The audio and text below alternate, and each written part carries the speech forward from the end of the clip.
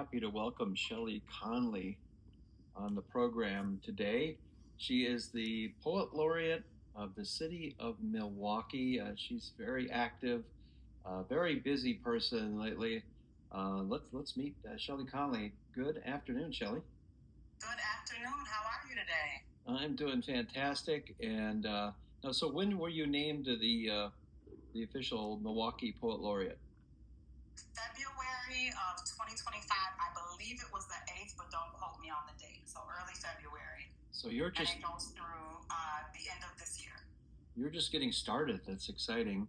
And you've been a powerful presence in Milwaukee's poetry scene for decades. I've done a little reading on you.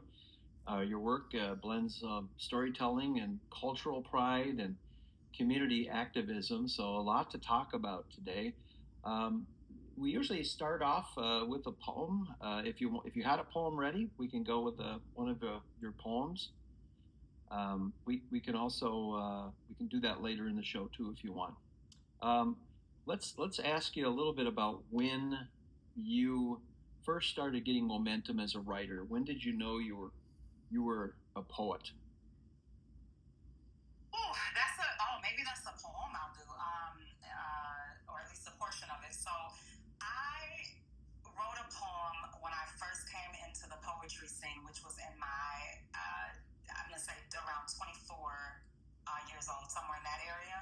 Mm-hmm. And it's called She Asked, Was I a Poet? So to answer your question, I then did not consider myself a poet, although I had been writing poetry privately for years and years.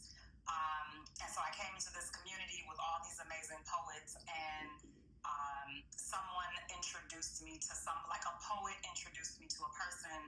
The person then said, "Oh, are you a poet?" Because I was surrounded by poets, and I froze and I felt really uncomfortable because I didn't want to say yes, because I didn't consider myself one then. Again, although I had been writing, most people had just started hearing my work, and so I went home like poets do, and I wrote a poem about it.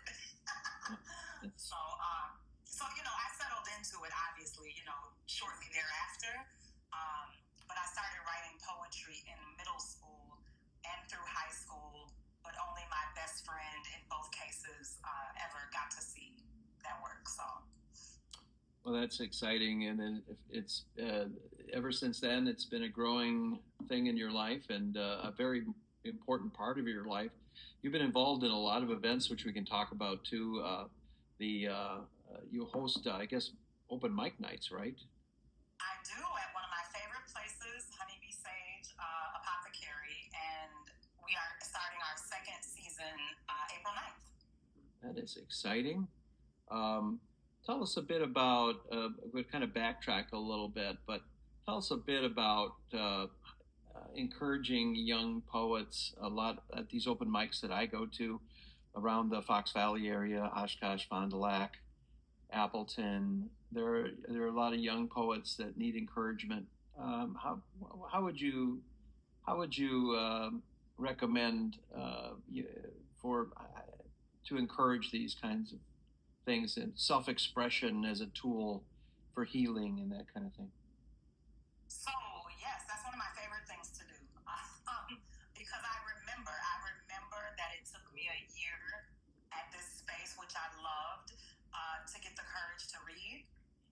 I remember how scared I was, how I covered my face with the journal, and how my hands were a little shaky. I made no eye contact. I just wanted to get through it. And so I remember that feeling, that fear, and that courage that it took to do it. And so I would just say I hate to simplify it, but it's kind of like anything else, riding a bike, climbing a fence, cooking your first meal, whatever it is. Like, you're normally going to be scared, but you have to start somewhere. And I just encourage them to find what I like to call a safe space, right?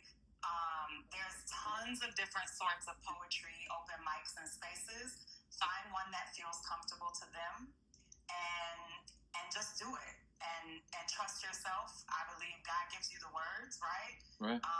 Or the topic, or whatever you want to call it. And it's great to write. I know I did it all those years without sharing, but there's so much power in sharing, and people need to hear you. They need to hear your experiences, your thoughts. And so people are waiting. People are just waiting for you. So just do it. You just mentioned something very interesting. It is sort of, and you talked about God or a higher power maybe having some effect on poetry. It seems to be a theme that when I talk to poets around Wisconsin, sometimes they feel that it doesn't come through them, that there's some other intermediary force, that they're this channeling device. Talk to us about that. Do you have that feeling with your poetry sometimes? I absolutely. So one, I would say, there's poems that I've looked back at, like going through a journal or going through notes or whatever, and that I don't remember writing, that I think are very powerful. Yeah. And those moments, I'm like, clearly this was not me. Right. I mean, it was me writing, but I was the vessel for it. You know what I mean? Yep. And another thing is, I never intentionally, but there's often a mention of, who I believe to be my creator in my work. Just small, little, it might just be a little splash, a word or whatever, but that is a huge part of me and my belief system. So I think it just comes out in all of my poetry, intended, unintended. So there was a YouTube that I was just listening to as I was doing some errands this morning. I'm back in the car and I was listening to one of your presentations where it was just an amazingly brilliant poem. I think it was called Out of the Darkness or something like that. And you were talking about the radio, the influence of the radio, and that people need to hear purified forms sort of poetry rather than some of the commercial radio. I forget what exactly. Yep. Do you remember that poem? I do. I think I know exactly what you're talking about. If I'm not mistaken, it's called 2 a.m. Free Write. Yeah. And, right. Yep. That's beautiful. And talk to us a bit about a little bit more about your projects that you're working. You're working on a lot of projects right now. I know. I said these ideas just keep coming to me, yeah. And none of them are small ideas, but I'm grateful that I have the village and the community and to be able to effectively execute them. Good. Yeah. I've learned in the last couple of years, thankfully, that I don't have to do everything myself and shouldn't try to do everything myself, and to welcome help and even learn to ask for a little help over the last year or two. So projects, yep. So Writers Hive starts again April 9th. I'm so grateful. There won't be an admission cost. It's funded by Greater Milwaukee Foundation for this season. Great. So that's one thing. I am bringing back the Fall in Love with Books MKE Book Fest in the end of August. This will be our second year, and that's held at the Mitchell Street Library. Last year we had, I think, 13 vendors. It's all about celebrating the multitude of writers, editors that help bring books to life. And so again, we had about 13 people vending. It's free and open to the public. I don't remember the exact date, but I think it's either the last or the Saturday before the last in August. So that's one thing. I always have things going on. Like I'm working, and most people don't know this, but I'm working on a second book release with my mom and I, co-writing it together. And so that's going to be just an amazing experience for us. It's about us and our life as mother and daughter, and we had some rocky times, and now if you met us, we're like besties. She's my +1 everywhere. Great. And you would never know what we went through and how we got to where we are now. So we've started on that project as a second book to be released, fingers crossed, in 2027. So those are a few things. Yeah, my wife always mentions, you're into so many projects. It's like, well, how the heck do you do it?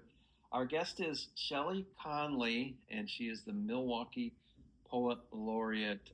We would love to have you share a poem here if you have one ready. If not, I usually warn my guests that to have poems ready. So That's okay if you don't have one right away, but if you do, that's fine too. Yes, I think I'm going to do that poem. The poem, not the poem that you mentioned, the 2 a.m. free write, but the She Asked Was I a Poet poem. Oh, I love it. Okay, do you want to do that now, or do you want to save it for later? Up to you. Totally Okay, up to you. let's go for it right now. All right. So it goes like this. She asked, was I a poet? My mind went blank like paper without lines when she asked, was I a poet? My mind went to poetry venues, Sanchez, Giovanni, and Angelou, open mic sets, deaf poetry I viewed. I was confused when she asked, was I a poet? So I stepped back to peruse the fine print, trying to understand what defines one as a poet, because I refuse to misrepresent myself. On my shelf, I saw Webster define it as one who writes poems, compositions written in rhythmical form. She asked, was I a poet? Torn, my mind swarmed with thoughts of countless hours I'd spent with pen and paper, then raced to those who leave you shaken with lyrical fornication, who captivate an audience and have their ears vibrating. She asked, was I a poet? And my mind went to those with visions so profound that they can explain it explicitly just so others may see it. What does it mean to be a poet? Is it those who spit lyrics that sear your heart, take a piece of their flesh and spread it on paper, causing such a deep cut that the vapors smack you in your face, bringing you back to reality? Is it those who host the poetry venues, those who post the latest poetry news, those who share the views of the poets? Or is it those who sit in the crowd unnoticed, maybe those that hang with the poets? Is it those who use words so educated that the listeners dedicate hours just to devour the meaning? Is it those who write for therapy, closet writers heard only in their dreams, who love to listen but are afraid to read, not knowing how the poets will perceive them? What does it mean to be a poet? Is it those who wake up in a cold sweat, write away their fears in red ink? Is it those who pique your interest, those who rhyme the best, those that sign up on open mic lists? Is it those that open up your minds to the signs of the times? I wondered in the back of my mind just how she defined a poet. Was it contingent upon how many words you speak in one breath, if you've won multiple contests, or those who write until their death? She asked, was I a poet? And the best that I could come up with was, I love to write. Oh, that's fantastic. Shelly Conley joining us on Poets Have Something to Say. Again, enjoyed your time with us here. I'm enjoying our time with us here. Our phone cut off. I thought maybe we had to cut the show off. Hi, Shelly. That my son set for me on my phone for social media. Well, that's one great thing about this show is that it's we just do it all in one take, so that's just the beauty of it, and that's totally fine. You got to finish. I think you got to finish your poem, didn't you? Yeah, that was it. Okay. That was it. Yeah, Okay. I made it through. I wanted to make sure you did. That's just wonderful. And when you mentioned Nikki Giovanni, I remember reading her in college, and oh my gosh, Maya Angelou, one of my favorite people. Just fantastic. There's so many. Do you have a favorite poet yourself, or maybe you started to talk about this? But... Yeah, so I always say this transparently, and I used to be uncomfortable saying this, but here's the truth. I am a 100% hip hop kid, right? Right. I grew up next door to a radio station. It was one of the only Black-owned radio stations in the U.S., LA. And so I was submerged in the culture, in various ways. And so my real first introduction to like the passion of rhyming and words, growing out of my passion for reading was through music. Mm-hmm. And so I was one of those people a little bit backwards from some who it wasn't until I was really in my 20s that I started exploring poets because I wanted to learn more. I wanted to, see more. Mm-hmm. And so that includes going to a variety of open mic sets, like a variety of content, of people. I always encourage poets to go explore, like don't just stay where you're comfortable, go everywhere. Right. Because there's poetry to be appreciated in every space. Yes. And then as far as, I love, probably who I named some Claudia Sanchez is a favorite. Audre Lorde, Nikki Giovanni. I think I'm one of those people who really almost no matter who I'm reading, I find something that I love. It's just if it's their wording, if it's their cadence, if it's their imagery, like I find beauty in really all poetry, all words, all poetry. So, but those are a few favorites. And then of course locally, you know, my poet laureate emeritus Mario Willis, who's a dear friend of mine. Dasha Kelly, who is the reason, I won't say the reason, but the place that I called home when I first started going to an open mic, said it was at her spot. And albeit they're very different, they both have like beautiful things that they bring to the table in terms of poetry and the culture of it. So yeah, I was very honored to be included in her compilation recently that she did. Me too. Yeah, so that was just amazing. And then we've got another guy, G. Anthony. I'm not sure. He's an up-and-coming guy in the Fond du Lac area. And he's going to be the keynote speaker at Lakefly Writers Conference in Oshkosh coming up in May. G. Anthony, he's got an anthology where a few, I think 3 or 4 of my poems are going to be in there. So just exciting. And, you know, what I love about the poetry world is it just can build in so many ways. I mean, there's just so many ways, like the open mics, there's writing, you know, even writing a book, and even prose can be poetic, which we're going to talk about. I've got a special guest coming up later this year that's going to talk about prose and how to write prose sort of poetically. And he's a writer. He's a writer in Fond du Lac area, so exciting. But anyway, we got a couple minutes to go. Any parting thoughts here today? Shelly, it's such an honor to have you, the Milwaukee Poet Laureate. I wanted to ask you real quick, you're named by the Milwaukee Public Library. Is that right? And so you've got a similarity with me that the North Fond du Lac Poet Laureate was also named, yours truly, by the library. So I think it's cool that libraries are involved with the Poet Laureate program.